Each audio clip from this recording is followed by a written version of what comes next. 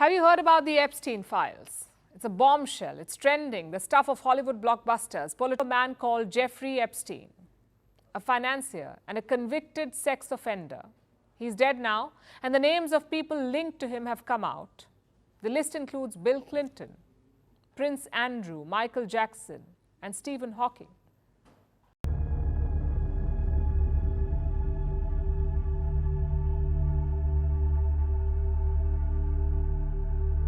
Could you tell me a little bit about the fear about speaking out? It was so hard to come out because when I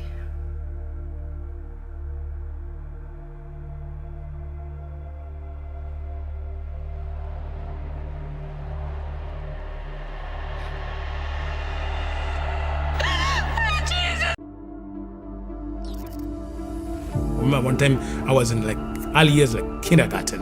I looked at the teacher, maybe she shouted at me, and she became blind. What? They get me, put me in a cave with dead bodies, lock it for 3 days and 3 nights. Now, because of the people who were praying around him, he could ascend in the spirit and become like an authority. She hits me in the pad, and she's not saying a word, just looks at me. Then I knew, now it's battle.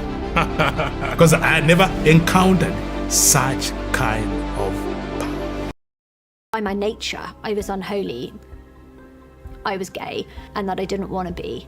I had this huge battle going on in my head, and I thought he could help me. The world needs to be awakened to the truth of who TB Joshua was. My dad, he had fear. He had fear, constant fear. He was very afraid that someone would speak up, turn around and make him answer to those things that he had done.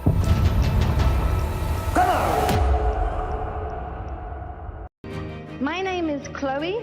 You are welcome to the arena of liberty in Jesus' name. The live service had probably 50,000 people attend.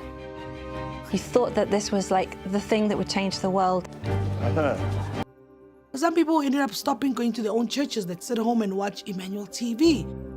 Everybody wanted the privilege to go to meet this big giant called TB Joshua. I was 17 years old when I went to the Synagogue Church of All Nations. It was Emmanuel TV that hooked me in. It felt like, I finally found my purpose in life. There is no way you will know who TB Joshua is if you don't live with him.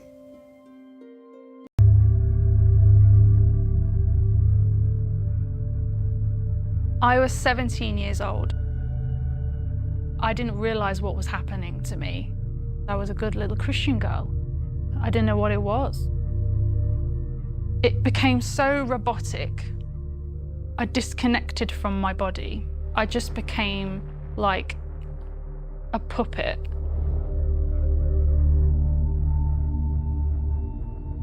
Going up to his room in the middle of the night, I always saw young girls coming down the stairs. My mind would sometimes go, I wonder if they're having the type of time I'm having with him.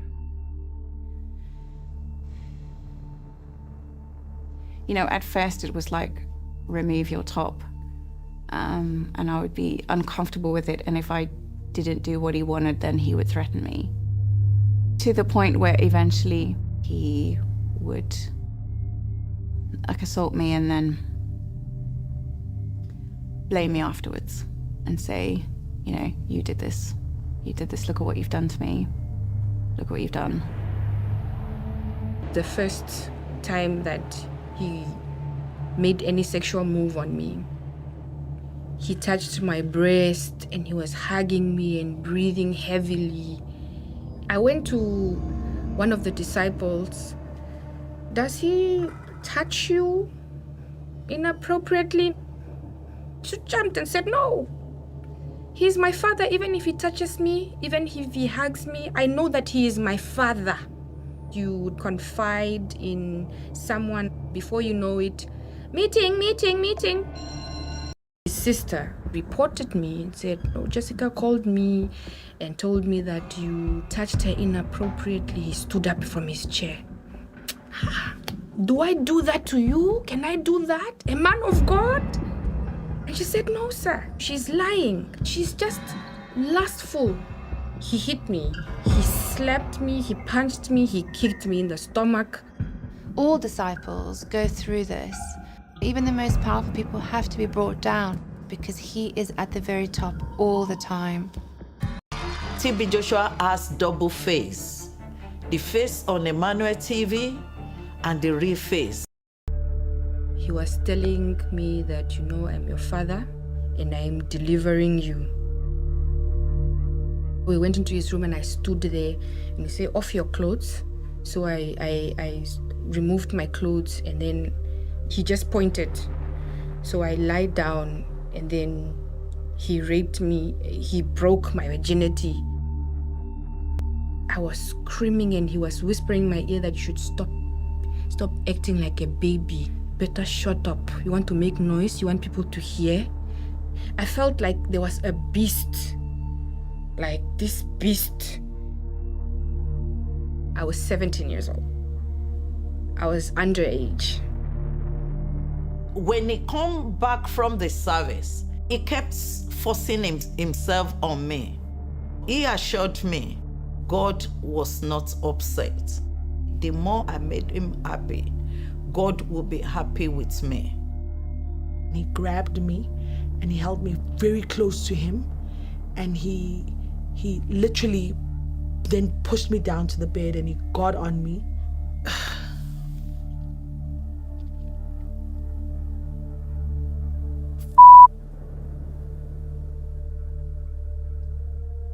I was still so shocked. I was still bleeding. He spit on the floor and he held my hands and he looked straight into my eyes and said, "I can see you are my child now. Don't betray me." TB Joshua asked me to find virgins for him, to bring young girls into disciple fold. In the midnight, this person will be called into his bedroom so that he could disvirgin them. When those girls come out, he usually take all the bed sheets and everything, he pack them and take them to the prayer mountain. I remember one day, TB Joshua, he called for me. He allowed me on the road. We went so far. There was a prayer hut I had never seen before. So in that room, it's our duty to make sure that we own a certain incense there. If he's going to enter there, that place must be filled with smoke. We do normally have our meetings in the night. He trusts me with the assignment he's giving me. It's just candles everywhere, pictures. All the disciples' pictures, we pour it on the floor. His own picture is not there. His wife's picture is not there. It's only the disciples. He will wear a red garment, plain red. The garment is long down to his ankle. And he will hold a sword in his hand. Those pictures, he will place the sword directly on the face. It will be pierced through and it will be pinned down there. They are in bondage, spiritually and physically. This is what you have done to people. You just move around this prayer room and you move in an anti-clockwise way. Holding this sword, going around, "Oh Lord, forgive us, oh Lord, forgive us, oh Lord, forgive us. Have mercy on us, have mercy on us." I've never seen this kind of thing before. Everything about his prayer room is photos, people's photo. And I can tell you, they are mostly ladies. What he did was all intentional.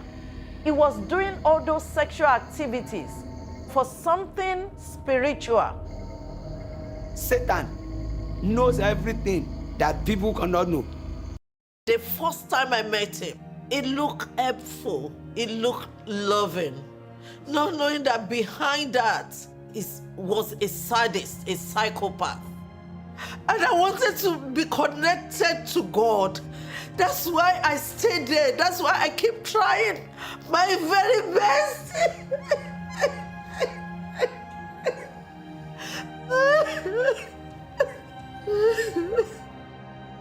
The God I was introduced to is evil.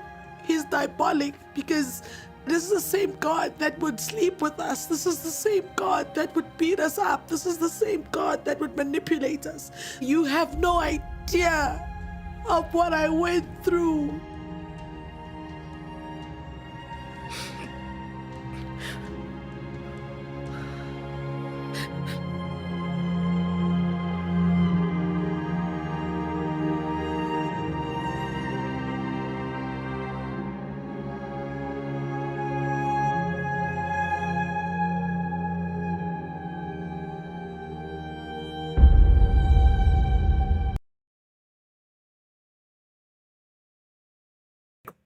Now I've understood after I became a Christian, when I was going through my healing, because I got saved, but the healing took time. It took like 10 years to be healed. My healing, especially deliverance and healing, took 10 years because parts of my life were fragmented. See, so a part of your soul. Now something happened to your I soul. later understood that at that moment a part of my soul was trapped. And later I realized that after I got married. Because when I got married, I could not relate with my wife as husband and wife. Wow. So I went in prayer, and then the Lord took me to that moment when I was 3 years and showed me when I blacked out what happened. Because I was a man with a body, even born again now, got married, but I could not relate with my wife as husband because I had been... Yeah, because of that trauma. That trauma. So when that happened, my uncle was dead and I became a different person. Those people in the occult came to my mind and say, you know what has happened to your brother? It's because we want this boy. You have to give her now officially to us. You have to surrender him to us. So she tells me, but now this one I remember it. She got me, and there is a place where this the headquarters of the occult in our nation. It's like a cave. It's like a cult, as if they believe in God but not God. They don't believe in the Bible. It's like a cult where politicians go and even religious leaders. So she takes me to this place. This place, like it's a cult, it's like a religion. From that time on, say this, until the day I got born again, all my life I was in pain. There's no day I remember I was not in pain until the day I gave my life to Jesus for 24 years. Every day, that pain was there in my body. All because that thing had to keep me in pain in order to use me. Because if Satan controls you through pain, because it has to manipulate you to control you. So it had to keep in my body. I could not eat well. I could not live well. So the only way I could avoid pain is to be drinking. So I began drinking drink alcohol, and I became addicted to alcohol because that's the only way I could now kill that pain. Numb the pain. Now, that's a powerful thing you said. Satan controls you through pain. There's so many people that, have come into the trap of the enemy because of bitterness and all sorts of things that have happened in their past that have not been resolved through the cross and accepting Jesus. In fact, they may have accepted Jesus, but they've not allowed him to bring healing and they've not forgiven. But that's an access point for control of the enemy.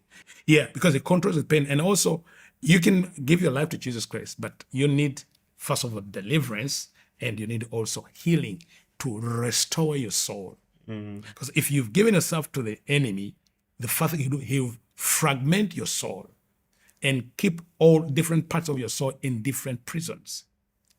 bitterness, anger, unforgiveness, guilt, hatred, traumas, all these. Now, each one of them is like a print on your life and now has given you a false identity and personality, which is not you. So you have the identity and the personality of the demons that are now residing in those pits where the pain is.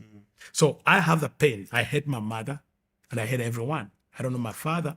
So the enemy, every time is to use me, is to remind me that humans are bad. You have to kill them. You have to do this. They are evil. They are bad. They hate you. I don't have, remember, there's no emotional attachment. Because as a child is growing up, the love you get from your parents is what now grows in you. So now, because there was not that, emotionally, I didn't have I was emotionally trapped. I didn't understand what's love, what's fear. I never cried. I never laughed. Wow. Because I didn't understand this. You see?